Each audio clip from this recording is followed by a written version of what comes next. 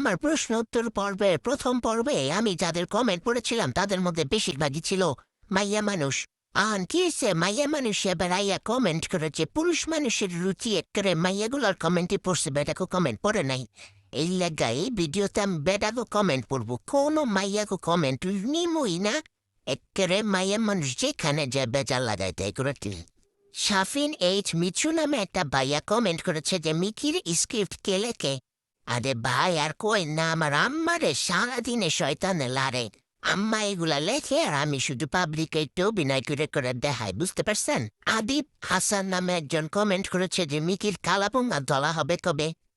আপনারা আমাকে যেই দিন লেজার সার্জারি করার টাকা দিবেন সেই দিনই আমার কালাপুঙ্গাটা তোলা হইয়া যাব।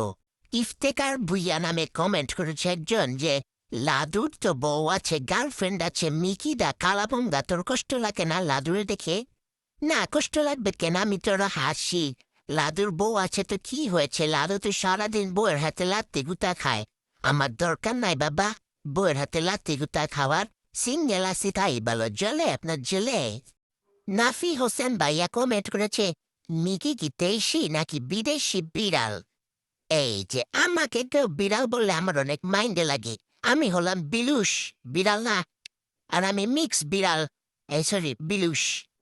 তারপরে সৈকত সেন ভাইয়া কমেন্ট করেছে মিকি কলকাতা আসো, অনেক আদর করব, যা চাইবে তাই দিব। আগে বলো কলকাতার মেয়েরা কেমন, তাহলেই আসবো। এরপরে নাহিদ ইসলাম বিপ্লব ভাইয়া কমেন্ট করেছে মিকি মুরব্বী এত সুন্দর অভিনয় কিভাবে করে, শিখলো কোথা থেকে, সেটাই জানতে চাওয়া আমার মন। এই সরি আমার মন তো লিখে নাই, এই অসম্পূর্ণ কথা রেখে দেয়। পারেন একটা কোশ্চেন করতে ভালো মতো। আচ্ছা আমি এত সুন্দর অভিনয় করতে থেকে শিখছি সাকিব খানের থেকে। বাংলার হিরো না সাকিব খান? আমিও তো বাংলা মানে বিশ্বের সরি মানে বাংলারই হিরো।